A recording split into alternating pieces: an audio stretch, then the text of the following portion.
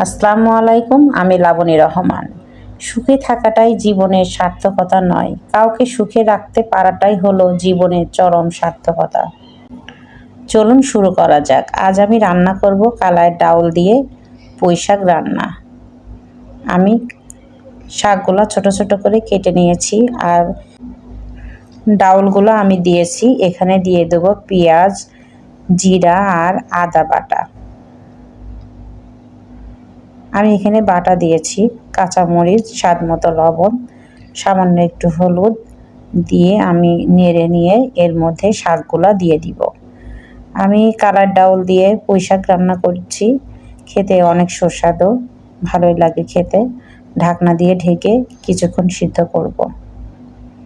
আমি আগে থেকে ডালটা দিয়েছি এই জন্য সিদ্ধ হওয়ার জন্য। ডাউলটা একটু এক বলক দিয়ে নেবেন, তাহলে একটু বেশি ভালো হয়। ঢাকনা দিয়ে ঢেকে আমি আবার কিছুক্ষণ জাল করব। ঢাকনাটি খুলে আমি নেড়ে দিব যে পানি শুকিয়েছে কিনা। খুব বেশি পানি রাখা যাবে না, সামান্য পরিমাণ ঝোলঝোল রাখতে হবে। আমি কিছুক্ষণ হালকা জালের উপরে ঢাকনা দিয়ে ঢেকে রাখবো, তারপর আবার খুলে একটু নেড়ে দেব।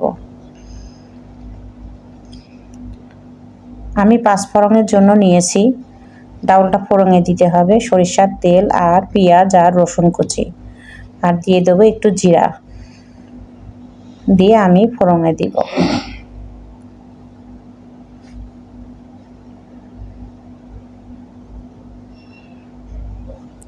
দিয়ে দিলাম সামান্য একটু জিরা।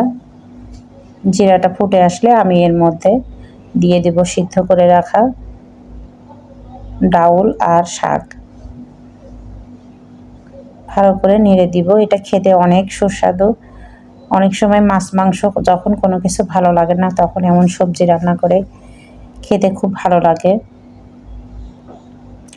ঢাকনা দিয়ে ঢেকে দেবো। পাঁচফোড়ন দেওয়ার পরে ঢাকনা দিয়ে ঢেকে দিলে সুগন্ধটা থেকে যায় ভিতরে, এর জন্য ঢাকনা দিয়ে ঢেকে দিয়েছি।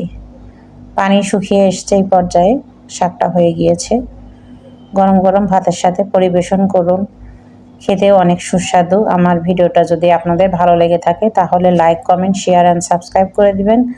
ভালো থাকেন, সুস্থ থাকেন। আল্লাহ হাফেজ। Thanks for watching.